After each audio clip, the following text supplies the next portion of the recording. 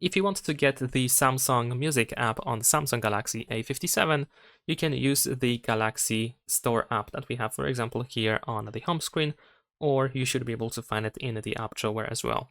You need to have a Samsung account to be able to access the Galaxy Store, but of course, the Samsung account is completely free to create.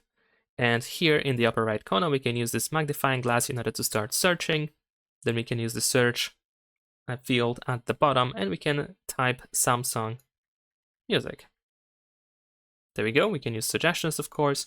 Here we have our app. We can tap on this Our button on the right side in order to start downloading it.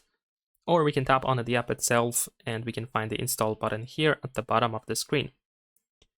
And once the app is installed, you can open it by using the Galaxy Store, or you can, for example, find it in the app drawer. That is pretty much it. Leave a like and subscribe.